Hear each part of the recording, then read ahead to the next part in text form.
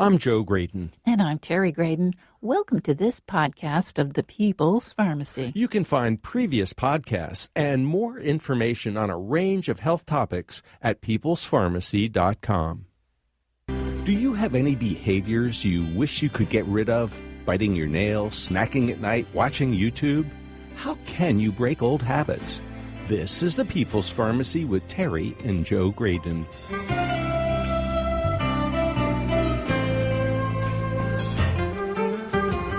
Our brains are hardwired to reward us with a squirt of dopamine when we do something that might help us survive, like eat when we're hungry.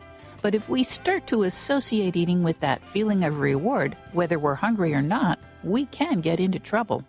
How could a simple habit like munching on good and plenties turn into an addiction?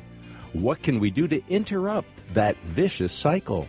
Coming up on the People's Pharmacy, find out how you can conquer your cravings with mindfulness. First, the news. In the People's Pharmacy Health Headlines, prescriptions for benzodiazepine drugs such as alprazolam, lorazepam, and diazepam have risen dramatically over the last dozen years. That's the conclusion of an analysis published in JAMA Network Open. These medications are usually prescribed for anxiety or insomnia. However, the data show that primary care physicians are increasingly prescribing these drugs for back pain or other chronic pain. These findings are worrisome. Not only are more people taking benzodiazepines, but patients are taking them for longer periods of time. Older people are especially susceptible to side effects. In general, benzos are best used for short periods of time.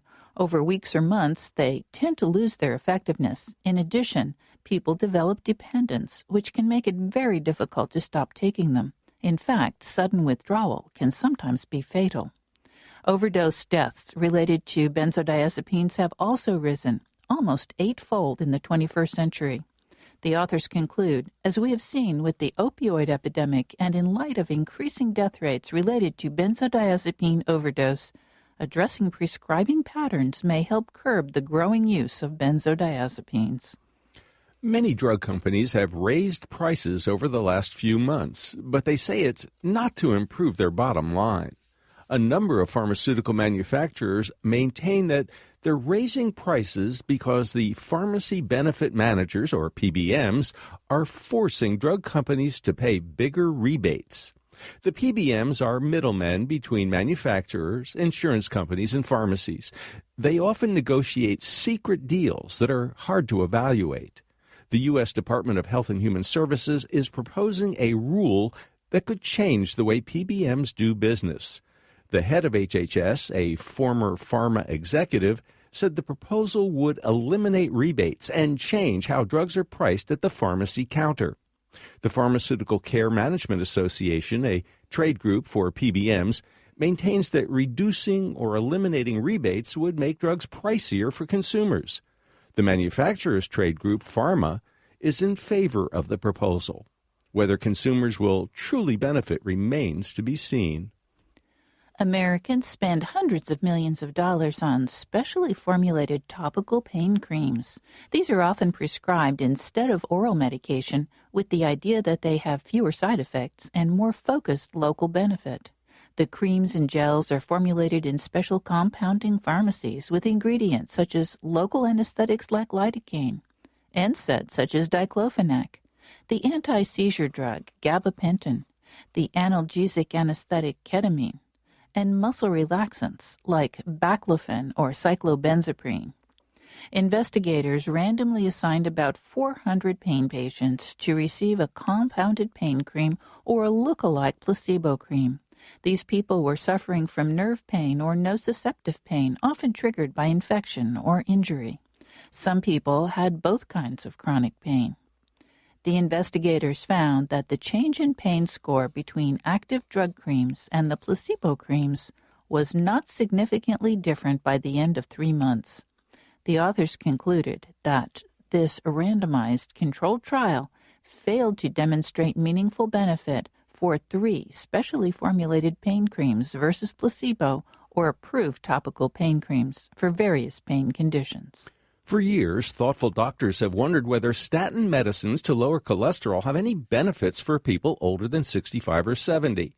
There simply weren't very many older people in the original studies showing that statins can reduce cardiovascular events, especially for people who already have heart disease. Now, the Cholesterol Treatment Trialist Collaboration has done a meta-analysis of randomized controlled trials comparing statins to placebo. About 8% of the volunteers in the 28 trials analyzed were over 75 at the beginning of their studies. They were followed up for about 5 years. Even older people with heart disease benefited from statins. Among such volunteers over 75, 6% taking statins had a major vascular event compared to 7.3% on placebo. However, for older people without heart disease, the absolute difference between statin and control groups was only 0.1%, not statistically significant. And that's the health news from the People's Pharmacy this week.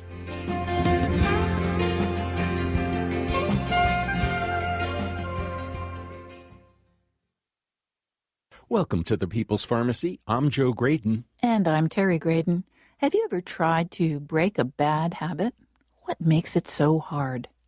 Sometimes it seems that you just impulsively keep repeating that behavior, even though intellectually you know you shouldn't. Is there any way to conquer your cravings?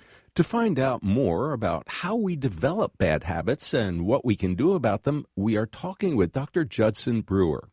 He's the Director of Research and Innovation at Brown University's Mindfulness Center and Associate Professor of Psychiatry at the medical school. He's developed novel mindfulness programs for habit change, including smoking, stress eating, and anxiety. His most recent book is The Craving Mind, From Cigarettes to Smartphones to Love, Why We Get Hooked and How We Can Break Bad Habits. Welcome to the People's Pharmacy, Dr. Judd Brewer. Thanks for having me. Dr. Brewer, you are one of the country's experts when it comes to things like cravings, habits, addiction, and a way to deal with them, mindfulness. But let's go back to the very beginning, evolution. Something that seemed so practical, so beneficial, it has sort of come back to bite us on the butt. Can you tell us why evolution has been such a pro and con when it comes to our behavior? I'd be happy to. And I think this is a fascinating question. If we think about it back in our yesteryears or yestermillennia when scarcity was the key, where we didn't know when we were going to get our next meal, it was really helpful to be able to remember where our food sources are when we found them. And so this process gets set up. We can think of it as context-dependent memory where we see food. That's a trigger. We eat the food. That's the behavior. And then we get a reward. Our body sends this dopamine signal through our brain that says, remember what you ate and where you found it. And so this lays down this context-dependent memory that helps us to go back to those sources of food. And the same process is used to avoid danger. If we see something dangerous, we remember not to go back there in the future. And this is actually an evolutionarily conserved process all the way back to the sea slug. Eric Kandel won the Nobel Prize back in 2000 showing that the sea slug learns very much the same way as humans.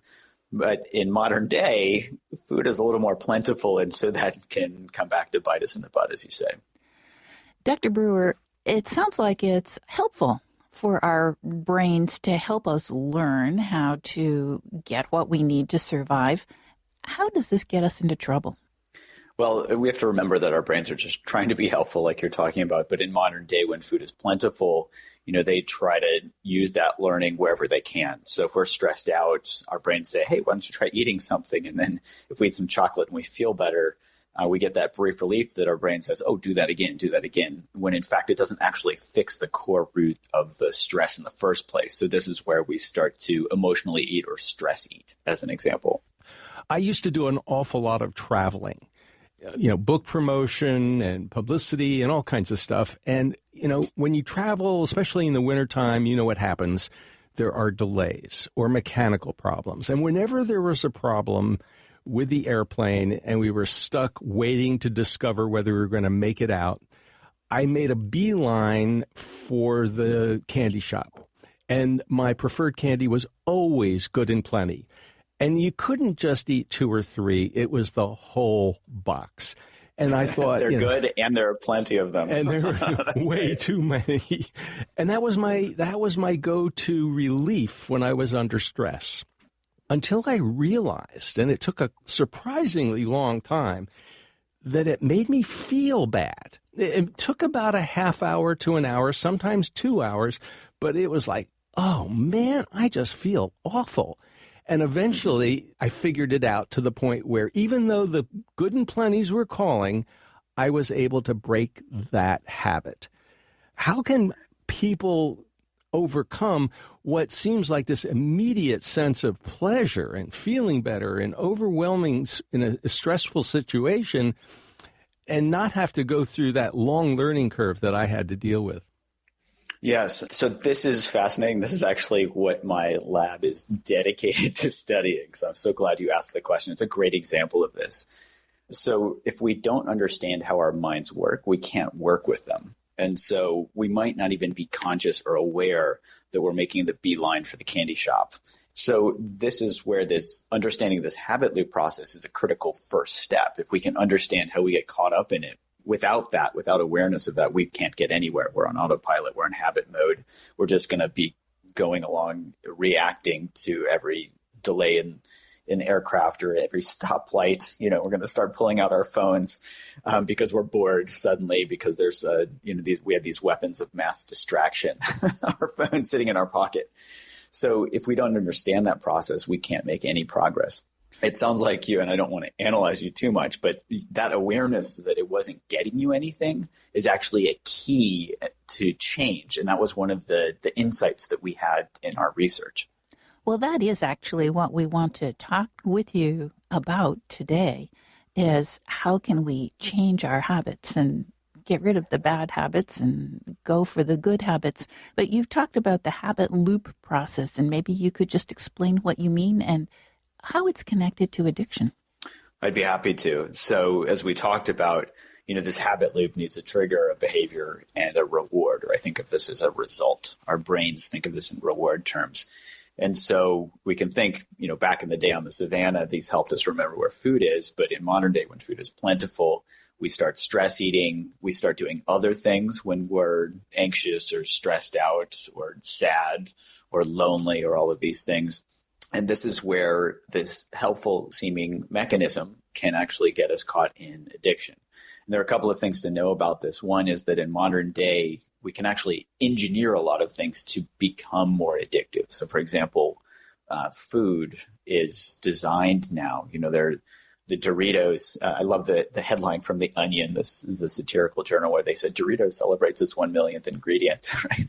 Because these things are designed to be the perfect shape, the perfect crunch, the perfect smell, the color, that have the mouthfeel and all of this stuff to really jack this dopamine system in our brain. So even food can be engineered to be more addictive in the same way that certain chemicals from plants can be refined to really highlight their addictive qualities. So for example, in ancient times, when indigenous people ate coca leaves, they didn't get addicted. But in modern day, when we can pull out our chemistry set and refine that into cocaine, bam, now we've got a addiction problem. And in the same way, opioids can be, like fentanyl, for example, is extraordinarily addictive. And so that can be engineered and it can be manufactured so that these things can be mass produced and then, unleashed on society. So I think of the simple definition of addiction. I really like this one: continued use despite adverse consequences. And so we can see how that applies to general addictions where, we might be at a party and we're feeling, stressed out, or we want to fit in. And so somebody says, hey, smoke a cigarette or, do a line of cocaine. And then we fit in or we get high from the cocaine. That starts to set that addictive habit pattern in place. This can also happen in everyday. I think of these as everyday addictions where, our phones are constantly accessible. They can provide distraction when we're stressed out. Food is engineered in the way that I talked about. Social media is designed a certain way. All of these things, which can really capitalize on this very old part of the brain or this old learning mechanism in modern day, can lead to all sorts of everyday addictions. Dr. Brewer, you have referred to dopamine and why it is such a powerful neurochemical when it comes to, for example, overeating or eating those good and plenties. But it can have a profound impact on a lot of behaviors. Could you explain dopamine and why it's so crucial? I'd be happy to. So probably the best characterized learning system for habit formation is this dopaminergic, this ventral tegmental area dopaminergic system. So there are these neurons in the ventral tegmental area as part of the brain stem that project into the nucleus accumbens, a part of our brain that receives this dopamine and also receives other types of things like endogenous opioids. And what that is thought to set up to do is to help us remember things. It's really set up for context-dependent memory. So if we, for example, if we eat food and it's in a novel place, it's really important for us to lay down that memory to remember where it is. And dopamine is the chemical that seems to be critical for setting up that system for laying down the memory. It fires when we get a novel reward, and then it actually changes, that firing signal changes from novel. If we go back consistently to the same place, it's not going to fire the same way. It's going to start firing in anticipation of going there. So this is where things like craving and urges come in, where it's kind of this motivating factor that says, go do that. But what about smartphones? And what about some of those other addictive behaviors? What does dopamine have to do with them? So this is where the novelty and the surprise comes in. The process here is described as intermittent reinforcement. So if we get a reward on a regular schedule where it's, let's use a slot machine as an example. If you pull the lever and you know exactly how much money you're going to get, it's a very different game than if you pull the lever and you don't know if you're going to win or not. So that novelty where, we're getting a reward now, we're not getting it, and we don't know when the next reward is going to come is actually the strongest learning process that's known. This is how a lot of folks do animal experiments is they train the animals based on this intermittent reinforcement process. Well, if you think of your phone and all of the different alerts that we get on our phone, whether it's a text or if we have our emails set up to beep every time we get a new email, or all the different ways, social media, Facebook, Twitter, you can think of all the different ways that we're literally setting our phones up as a slot machine to say, hey, somebody just texted you. And then we start anticipating, oh, who was it that texted me? To the point, and this has become so addictive, where texting and driving has been shown to be more dangerous than drunk driving because we're so out of control. So our phones are just, these slot machines in our pockets. You're listening to Dr. Judd Brewer, author of The Craving Mind, From Cigarettes to Smartphones to Love, Why We Get Hooked and How We Can Break Bad Habits. Dr. Brewer is an associate professor of psychiatry at Brown University Medical School and Director of Research and Innovation at the university's Mindfulness Center. After the break, we'll find out how a smartphone habit, a slot machine in a pocket, if you will, can turn into an addiction. We'll also find out how meditating and mindfulness can help us change our bad habits.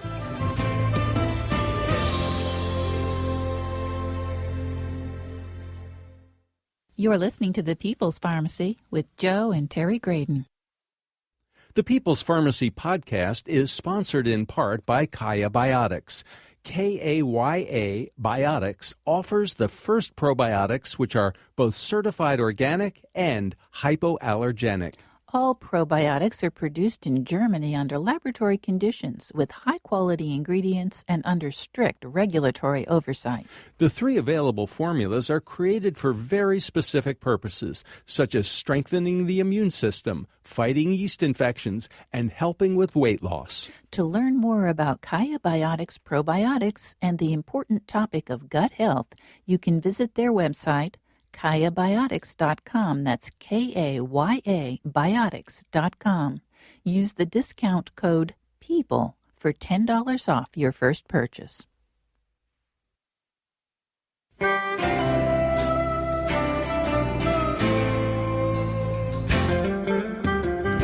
Welcome back to the People's Pharmacy. I'm Joe Graydon. And I'm Terry Graydon. If you would like to purchase a CD of this show, you can call 800-732-8255. 2334. This is show number 1152. That number again, 800-732-2334. Or you can place the order online at peoplespharmacy.com. You can also download the podcast from iTunes. The People's Pharmacy is brought to you in part by Kaya Biotics, probiotic products made in Germany from certified organic ingredients. That's Kaya biotics.com. Today, we're talking about how habits can turn into addictions and what we can do to conquer our cravings. We're talking with Dr. Judd Brewer. He is Director of Research and Innovation at Brown University's Mindfulness Center and Associate Professor of Psychiatry at the medical school.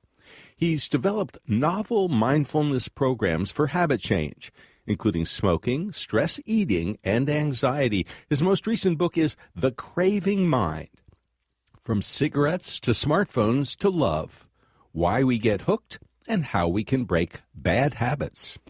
Dr. Brewer, a few minutes ago, we were talking about social media alerts and text messages on our smartphones. You feel good when someone likes your post or retweets your Twitter message. But how does a habit like that turn into an addiction? And what other sorts of things could we get addicted to? So here's where we can turn back to the simple definition: continued use despite adverse consequences. So I obviously have a smartphone. I'm talking to you through it right now, and I couldn't navigate the streets of Boston without it, without my GPS. So it's not that the smartphones themselves are the issue, where, it's slightly different than cocaine, where it itself, that substance, is the issue. But it's that we don't know how to use them. So that process starts to become addictive when we look at that simple definition: continued use despite adverse consequences. So if I'm using my phone to navigate a difficult city, then that's continued use that's helping me, that's helpful, it's helping me survive. Whereas if I'm checking my news feed instead of sitting down at dinner, talking to my kids or something like that, that's problematic. That's adverse consequences. And we can see how this naturally extends, not to just smartphones, but we can see this extending to shopping, for example. So imagine back in the old days, like the 1800s. I grew up in the Midwest. And so if I needed a new pair of shoes, I would have to hitch up my horse, go to the general store, talk to the, blah, blah, blah. It would take several weeks or a month to get new shoes. So I really had to be pretty motivated to get new shoes. Whereas now I can, be stuck in a traffic jam and my brain's like, well, this is boring. And I just happen, I automatically open up Amazon and bam, 2 clicks later, I've got a new pair of shoes on the way. That's really, really different. Talk about instant gratification. And that is really addictive for our brains. So this can extend beyond phones to shopping, to social media use, to compulsively checking our email and, aiming for that inbox zero goal that never seems to happen for any of us. And we can see all the other ways that this can extend to, very much everyday addictions. One other thing that you write about in The Craving Mind, you have a whole chapter on being addicted to love. And I wonder if you could fill us in briefly on that. Because it seems like love is a good thing. How can you be addicted to it? I'm laughing. Hi, my name is Judd. I'm a love addict. Right, there you go. So here we can differentiate the difference between infatuation and love. And actually, we can separate these things in the brain. There's some good research showing this, and even my lab has differentiated some of these from a neural perspective. So if we think of when we first start dating somebody, we probably could check off all the criteria for addiction. We're continually pining away about the person. When we're away from them, we're kind of recovering from spending time with them. We're anticipating the next time we're going to see them. We might spend hours composing the perfect texts to send to them. All of these things are continued use where we're kind of fantasizing about this person despite adverse consequences. We're not getting our work done. So that infatuation stage where we're totally infatuated is actually all about us. We haven't even formed that stable love relationship yet. It's about that excitement that comes from, anticipating the next kiss. And it sure does feel good, doesn't it? In one sense, it does. It's very exciting. But I would say that good feeling, if we really look into that carefully, can be differentiated from a different quality of joy that comes when we're in a stable romantic relationship, when we're not worried about losing the romantic other. It's not about scarcity when we have a stable relationship, whereas at the beginning, it's about scarcity. I'm going to lose this person. So, Dr. Brewer, there are all of these behaviors. I mean, whether it's eating the ice cream, whether it's smoking cigarettes, whether it's drinking too much, whether it's binging on Netflix, we need to learn how to break those habits, how to get out of that pattern. And I guess maybe we could start with you telling us a little bit about what happened when you were in your senior year in college and how gastrointestinal issues changed your life path? I'd be happy to. I guess probably everybody has a GI story of one sort or another.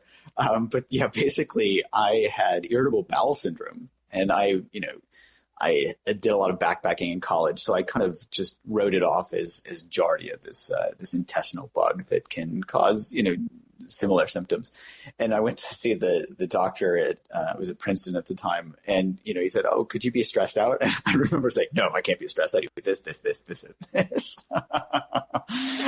And in fact, I was absolutely stressed, and it took me a long time to come to own up to that. And that's what helped me really really see that it was, there was this mind-body connection. And I got very interested in studying this. I even went to medical school and did my PhD really looking at what that interaction is between stress and the immune system. And at the same time, on my first day of medical school, I started meditating, which was probably the hardest thing I ever did. I had no idea what I was doing. I fell asleep for 6 months, as I was trying to do this. But what I started learning over the course of years was that there's actually, so not only was it helpful for me in terms of being less stressed, my symptoms went away and I learned a lot about myself. So I finished my medical school and my PhD and started in residency training. I was training to be a psychiatrist. And I had this epiphany saying, wait a minute, this addiction thing, I'm starting to understand this process. I was understanding the process not just by learning about the addictions in my formal training, but by being able to see my own experience and see how the meditation training I'd received actually helped illuminate it. And as part of that, they actually provided a solution that was very different than what we do in modern day. And that totally blew my mind. Well, I hope that you'll tell us a little bit more about how meditating and mindfulness can really help us change our bad habits. I'd be happy to. And I think it's helpful to have a 30-second primer on what we've done in modern day that may not be as helpful. So there's a lot of reliance on willpower. We're supposed to be these rugged individuals in the Western world. And so we kind of assume if we're going to get anything done, we just got to grit our teeth and get through it. And so there's a lot of emphasis on willpower. Well, just taking smoking as an example, if somebody quits smoking, the likelihood that they're going to quit and stay quit a year later is about 5%. And a lot of this has to do with willpower and distraction strategies and things like that. And so as we looked into this, we were asking this question, well, why doesn't this stuff work? It turns out that these strategies rely on the prefrontal cortex, which is a younger part of our brain from an evolutionary perspective. And this is the part of the brain that goes offline when we get stressed out, which is the biggest predictor of relapse. So we can see how the system is kind of set up for failure because this brain part is just not strong enough yet. So knowing that, we started looking to see what solutions could actually target these older parts of the brain. And this is where I came upon mindfulness actually as a solution. We were starting to study whether it could help people with hardcore addictions like alcohol and cocaine use. I mean, we even did a study with smoking cessation. We found that it was 5 times better than cognitive therapy in helping people quit smoking. And here was where it got really interesting. So, great. We see these tremendous results. We wanted to know why. And the paradox here was that it actually taps right into the same reward-based learning system that sets habits up in the first place. And the way that it works is reward-based learning is based on rewards. It's not based on the behavior itself. So we can't just say stop smoking, otherwise we all would, or stop eating 12 cupcakes or a sleeve of Oreos or whatever. We just do it and we'd be done with it. But in fact, what mindfulness does is helps us bring awareness specifically to the behavior and the results of the behavior. We think of this as cause and effect. If I eat 4 cupcakes, what do I get? Well, I get an upset stomach. And if we bring awareness to that upset stomach, our brain starts to become disenchanted with the behavior in the first place. So, for example, one of our smokers said, she was paying attention as she was smoking. And she's like, wow, smells like stinky cheese and tastes like chemicals. Yuck. So she started to become disenchanted with the behavior in the first place simply by bringing awareness to it, not by trying to force herself to change. And this was the big aha for us, where I was like, oh, this actually hacks that same reward-based learning system. It helps devalue or help people see the actual true value of these rewards. The other thing that mindfulness does that we learned through some of our neuroimaging studies and some of our other studies was that it actually offers what I think of as the BBO, the bigger, better offer. So if you think of a craving and think what a craving feels like, now compare that to curiosity. What would you say feels better, craving or curiosity? I like curiosity. Me too. Yeah, and universally, that's what people say. So we can actually substitute curiosity for smoking a cigarette, eating cupcakes, or even getting caught up in an anxious worry habit loop. That curiosity itself kind of flips it on its head, and there's this intrinsic reward that's always available that we can train ourselves to tap into. And we actually train ourselves through that reward of noticing how good it feels to be curious rather than caught up in a craving. So, for example, we even developed this program where we could deliver mindfulness through an app called Eat Right Now, where we can actually help people pay attention to what it feels like to eat a bunch of food versus stopping when they're full. And we got a 40% reduction in craving-related eating in women who are obese and overweight. And so we see this very tangible, very significant result simply by having people learn mindfulness through an app, which was pretty surprising to us. And we can even do this with anxiety. So we did a couple of studies, one with people with moderate to severe anxiety, got close to a 50% reduction in clinically validated anxiety symptoms. We even did a study with physicians who are burnt out. And we figured anxiety and burnout are actually correlated. So what if we teach them to work with their anxiety? We did that. We got a 50% reduction in anxiety. And then we threw in a couple of measures around burnout. We didn't say anything about burnout in the study or in the training, but we looked to see if if the two are linked, that the two should drop at the same time. And lo and behold, we saw a very, very similar reduction in burnout at the same time. So here we're seeing that just kind of hacking that same reward-based learning system by bringing awareness, curiosity, and even kindness to the fore, we can actually substitute awareness, substitute curiosity, substitute kindness for our old behaviors, whether it's smoking or eating or getting caught up in an anxious worry loop, and that might actually be more sustainable and might feed forward on itself because it feels better. It provides that bigger, better offer. Dr. Brewer, you mentioned that the antidote to craving might be curiosity, and I'm curious what you mean by that. I mean, there I was in the airport feeling stressed out, worried about my connection, just craving good and plenties. And that was before I realized that they made me feel really bad an hour or two later. So, beeline. How would I substitute curiosity for craving good and plenty?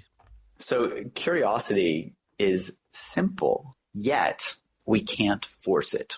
So for example, if we say, oh, curiosity, that's good, I need to be more curious, or I want to be more curious. Well, we're actually just stuck in a habit loop where we want something to be different. So instead, we have to move out of our thinking minds and into our feeling bodies. And in this way, we start to actually bring our awareness to questions like, what does craving actually feel like? And so if I ask you that question, what does craving feel like? And you just think of a time recently when you craved something. What's it like when you just start that exploratory process? What's it feel like? Well, what I was going to say initially was I want. Well, there's that. And it kind of, you feel a little restless, itchy, irritable, Yeah, and a few other things too. Yeah, great. So as you dive into that and you get really fascinated, oh, there's itching. Oh, there's restlessness. Oh, there's that. What does that feel like as compared to being lost in the craving, kind of caught up in the craving itself? So I guess my next curious question is, what is mindfulness? We hear so much about mindfulness these days. And when I try to meditate, I have to be honest with you, my brain goes here, there, and everywhere. I mean, I'm thinking about tomorrow and all of the tasks I have to complete today. How do you actually become more mindful, and how does that break this cycle? Great question. So just following on that question about curiosity, as we dive into our direct experience, and I love the simple mantra. That's the mantra that I like to offer to my patients. Is if we want to be more mindful, let's find a cue that can help us drop in and be curious about our experience rather than caught up in it. And so here we can simply ask ourselves the question, or even drop the mantra so that we're dropping the thinking part, because often we get stuck in trying to figure things out and we think we're being curiously aware. But in fact, we're not aware, we're lost because our brains are great at thinking. Thank you, brain. So here we drop this something like a mantra. It's like, which helps remind us to drop into our direct experience and simply be curiously aware of it.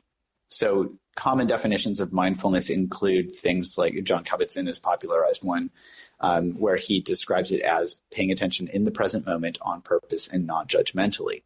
And what he's talking about there, if we unpack that, is we're bringing awareness to the present moment and we're not assuming we know what's happening. We're simply curious about what is unfolding in our direct experience. So we might be just noticing sensations like you beautifully described, restlessness, tightness, whatever.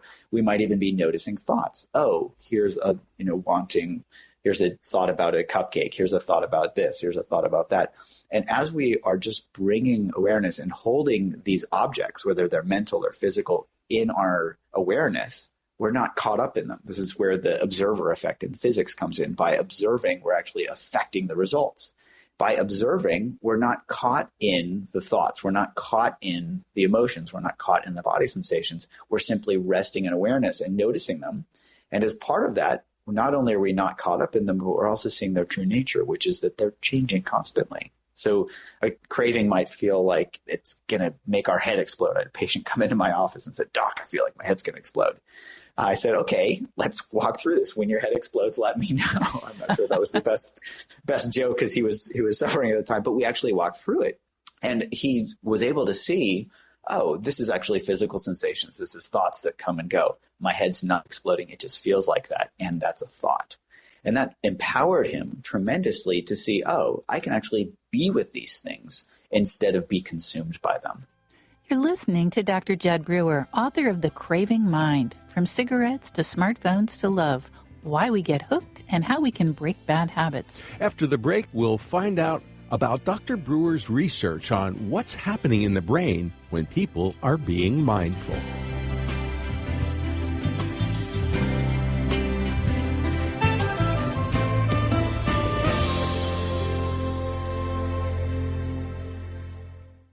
You're listening to The People's Pharmacy with Joe and Terry Graydon. If you like this podcast of The People's Pharmacy and want to continue the conversation, you can join us online at facebook.com/People's Pharmacy to share your thoughts or comments.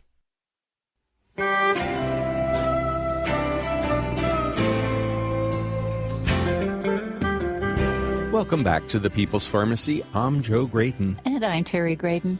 To purchase a CD of today's show or any other People's Pharmacy broadcast, you could call 800-732-2334.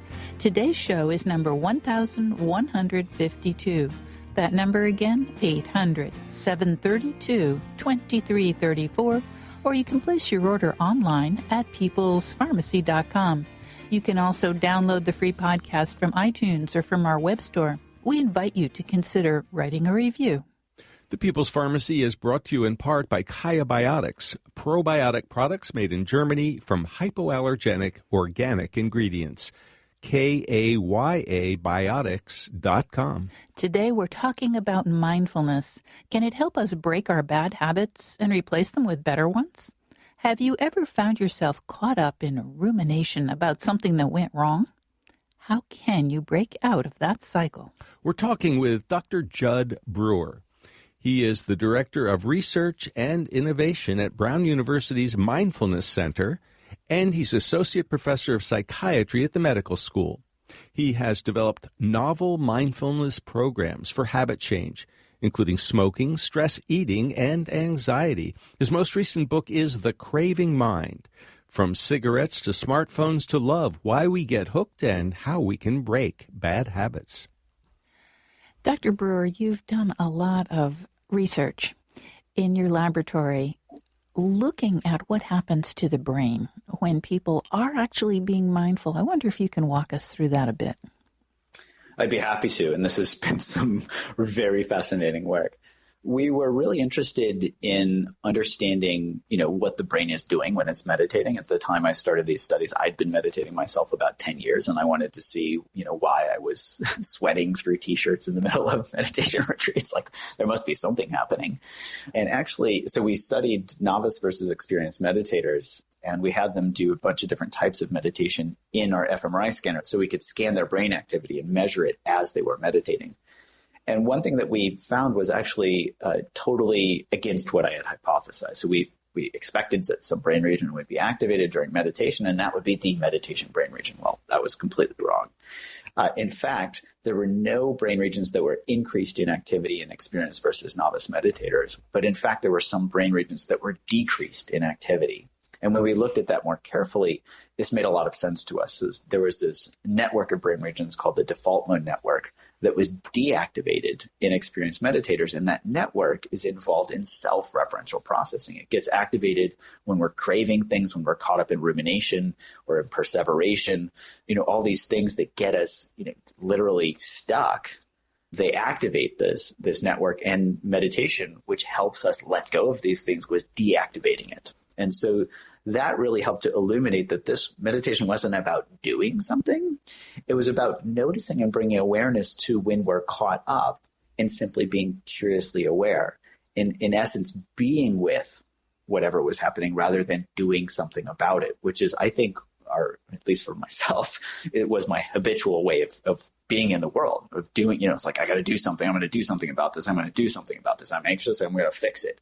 Whereas, these brain scans were saying, you know what, just observe and see what happens. And, it's like this huge burden that's relieved, this weight taken off of our shoulders, because simply by being with and observing, these things kind of resolve themselves without us getting caught up in them. Well, I think a lot of people ruminate, especially when they've got a problem at work and their boss is, giving them grief, and they're ruminating over the relationship, or maybe it's a love situation and there's rumination over why the relationship isn't working. Yeah, there are all kinds of things. Maybe depression is associated in part with rumination. So maybe you could share with us a case history, an anecdote about how you helped somebody get out of that rumination loop and be able to observe and break that pattern. I'd be happy to. I'm thinking of a patient who was referred to me for alcohol use disorder, actually, and he was drinking a lot. We went through his history, and it turns out that he was drinking because he was anxious.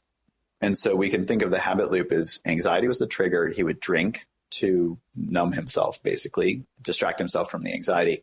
And then the reward was that distraction.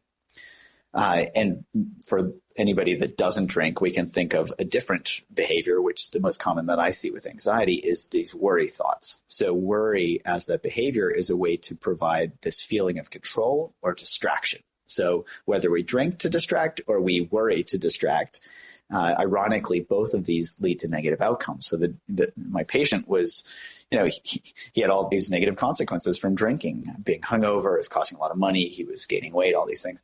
So we actually had him try our Unwinding Anxiety app. So he could actually, it's designed to help people map out how their brains work. So this, these short bite-sized trainings on every day, so he could actually map his mind. And so I had him do that, and he came back a month later and he said, you know what? He actually discovered this for himself. I didn't have to tell him, oh, you're drinking because you're anxious. He said, you wouldn't believe this, doc. Guess what I learned? And this is where the real learning sticks, is when they discover this for themselves. He's like, I'm drinking because I'm anxious. And you know what? It doesn't get me anything. So that was actually that motivator, similar to your good and plenties, where you're like, wow, I feel terrible a couple of hours later. He's like, this drinking isn't getting me anywhere. And so he actually quit drinking, and because he was seeing how unhelpful it was. And then he started working with his anxiety, and he started noticing that he would worry, he would distract himself, he'd do these other things. And he came back later and he said, you know what? My anxiety is down by about 70%, I think he said. But, I noticed something else, that this is when my wife is being boisterous or loud, I get anxious. And that I used to try to solve that by telling her to be quiet. So that was his behavior that gave some temporary relief, because obviously that didn't help their relationship very much. And he said, you know what? I started paying attention to those urges to say something, and I just got curious about those. And, through this program, I was able to map that out, see how unhelpful the control aspect was, and then how helpful it was just to be curiously aware and watch those urges to do something go away. And he said, no, my relationship with my wife is better, and his anxiety had dropped even more. So that was a great example of even giving people, we try to create these systematic trainings so that we can reproduce this stuff. But through this Unwinding Anxiety program, he was able to map out his mind. He was able to see how unhelpful both the drinking and the worry behavior was. And he had an intrinsic solution, which was he could start to become curious and aware of those habit loops themselves. Well, that's great. And I suspect all of our listeners want to know, how do we get to that anti-anxiety app? Well, folks can play with it. There's a website called unwindinganxiety.com where they can just go, and I think there's a version that they can play with and try out. And yeah, so we try to get this out there as a clinician. I don't want to just have all this stuff stuck in the ivory towers. I want this to be accessible to help people. And honestly, I think also as a psychiatrist, a lot of our medications are not as good as I would like them to be, in terms of their efficacy for anxiety. So we've been trying to really get at the root causes of anxiety so that people can have these and not just be stuck there. So people can get to if they have these same types of issues around eating, the website's Go Eat Right Now, as in go eat, paying attention, in the present moment. So we try to have some fun with the URLs as well. Folks can play with these and try it out for themselves. Dr. Brewer, you've mentioned something that we're all very aware of, which is bad habits. You can break them, but very often people revert. How can people learn to be resilient and not go back to those bad habits? And how do we get rid of the bad habits and substitute good habits like exercise, hanging out with friends, breathing? Great question. So how do we develop resilience? I think resilience comes through really understanding our minds. And I actually wrote an entire chapter in my book on this, around becoming resilient. I used physicians as an example because we often become fatigued in our work. So I think resilience comes when we really understand our minds and are able to see all of the things that we're doing to get in our own way. And when we see those clearly, our brains are like, well, why would I do that? And so it's much easier to step out of the old habits that are tripping us up. And at the same time, step into the new habits that are actually feeling better. I'll give a personal example. I could give a bunch, but what comes to mind is, since we're on the eating theme, is I used to love gummy worms. I don't know why, but that was like my go-to addiction. And I actually would eat an entire bag in one sitting. It's like, well, I'm going to feel bad later, but at least they'll be out of the house. And I started bringing awareness to them and noticed that this was like, this tastes like some sickly sweet petroleum product. And my brain just got really, really disenchanted with eating them. And at the same time, I started to notice things like blueberries. blueberries have just a perfect balance of natural sweetness. They probably have kind of evolved that way for us to eat them. And so I would start to see, gummy worms versus blueberries. Well, I'd much rather have blueberries. And the same is true for exercise. Not that we should force ourselves to exercise, but we can find ways in which natural movement, and for all of us it's different, but finding whatever it is that's actually joyful, because it actually feels good to move as compared to be sitting in a chair all day or something like that. It feels good. It feels better. And I wrote an entire chapter on this. It feels better to be kind to people than it feels to be mean to people. But if we don't pay attention to what those differences are, we might mistake, this like self-righteous anger versus kindness. And we might think, well, it feels good to be angry. And I can say, well, wait a minute, just pay attention to that. What are all the results of that? Is that actually true? And we can start to explore that ourselves. And I think that awareness, it builds natural resilience, because our brains are set up not to suffer. That's the good news. They're set up that way. And the even better news is if we bring awareness to this, to the process, it actually starts to unfold on its own through awareness, through hacking these reward-based learning systems. Dr. Brewer, you have described addiction, and I wonder if you could go back and tell us what that is. And then for all of our listeners who go, and that's not me, I don't have a problem with smoking. I haven't smoked maybe in 30 years. I never smoked, and I don't overdrink, and I don't do any of those bad things. So first of all, what is addiction? And then number two, give us a little quiz to see how addicted we are. That's great. So again, I like the simple definition of addiction as continued use despite adverse consequences. So if we think of that, continued use despite adverse consequences, we can think of all of the different ways in which we get addicted to things that aren't necessarily problematic. So for example, having a drink of alcohol is not continued use despite adverse consequences. Using our smartphone is not that until it is, right? If we have a bunch of drinks and we get in a fight, or we black out, or we drive drunk, that's adverse consequences. If we're on our phone more than we're in conversation with our significant other, continue just despite adverse consequences. If we're constantly on Amazon shopping rather than getting our work done, continue use despite adverse consequences. And perhaps if we're watching the evening news until it turns into much beyond the evening news and we fall asleep in front of the television, that could be adverse consequences. Absolutely. Absolutely. So if you'd like a quiz, we can go to the diagnostic Bible in psychiatry called the DSM-5, where there's 11 criteria. I don't necessarily need to give you all 11 as a quiz, but we can just think what's true for us, and then depending on how many we check off, that can give an indication of the severity of our continued use despite adverse consequences. So anybody listening can just take a moment to think of, what is their thing that they might not think is addictive, but they might be curious, or somebody has mentioned that maybe they should think about it, whether it's shopping or their smartphone or social media or whatever. And, I'll just read a couple of these off. So number one, taking X in larger amounts or for longer than you're meant to. Number two, wanting to cut down or stop using X, but not managing to. Number three, spending a lot of time getting, using, or recovering from use of X. And again, X can be a substance or a behavior. Number four, cravings and urges to use X. Number five, not managing to do what you should do at work, home, or school because of X. Number six, continuing to use even when it causes problems in relationships. I'll stop there, but there are 5 more, and I think everybody gets the idea.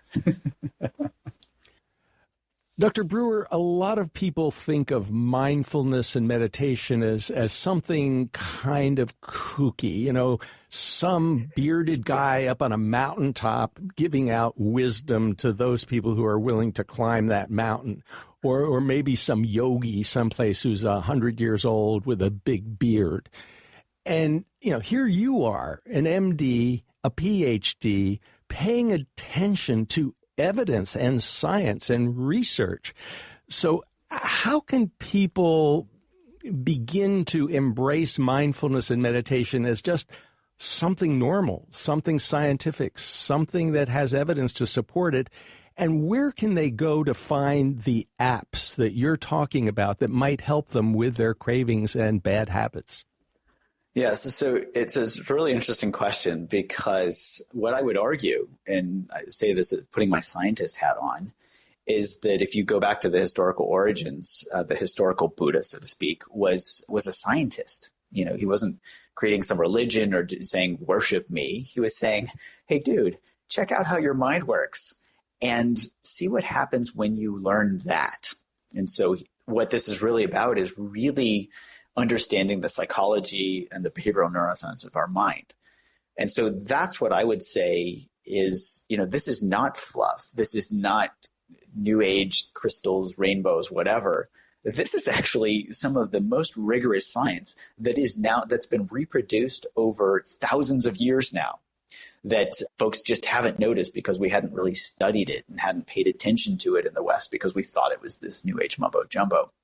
So here, if people want to learn more about, you know, how to understand their own minds through these apps, they can just go to my website, judsonbrewer.com, JUDSONBREWER.com, and it's got links to the Unwinding Anxiety app, the Eat Right Now app, the Craving to Quit app for smoking, as well as my book and other resources that might be helpful. Dr. Judd Brewer, thank you so much for talking with us on the People's Pharmacy today. Thanks for having me. You've been listening to Dr. Judd Brewer, author of The Craving Mind, From Cigarettes to Smartphones to Love, Why We Get Hooked, and How We Can Break Bad Habits. Dr. Brewer is an associate professor of psychiatry at Brown University Medical School and director of research and innovation at the university's Mindfulness Center. You'll find a link to his website and his TED Talk from peoplespharmacy.com. We also have links to the apps he described, like Unwinding Anxiety. Lynn Siegel produced today's show. Al Wodarski engineered. Dave Graydon edits our interviews. The People's Pharmacy is produced at the studios of North Carolina Public Radio, WUNC. The People's Pharmacy theme music is by B.J. Liederman. If you would like to purchase a CD of today's show or any other People's Pharmacy broadcast, you can call 800-732-2334. Today's show is number 1152. That number again, 800-732-2334, or find it online at peoplespharmacy.com. When you visit our site, you can share your thoughts about today's show. Have you been able to overcome a bad habit? If so, we'd very much like to hear about your experience. Have you found that mindfulness is helpful in the process? At peoplespharmacy.com, you can sign up for our free online newsletter, or you could subscribe to the free podcast of the show. Never miss another episode. And you could share it with a friend. When you sign up for the newsletter, you'll get our free e-guide to favorite home remedies. In Durham, North Carolina, I'm Joe Graydon. And I'm Terry Graydon. Thanks very much for listening. And please join us again next week.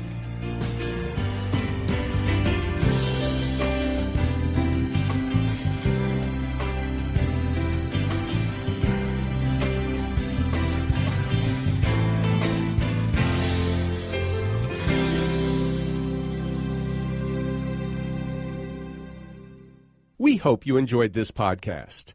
If so, please consider taking a minute to write a review on iTunes. And thanks for listening to The People's Pharmacy.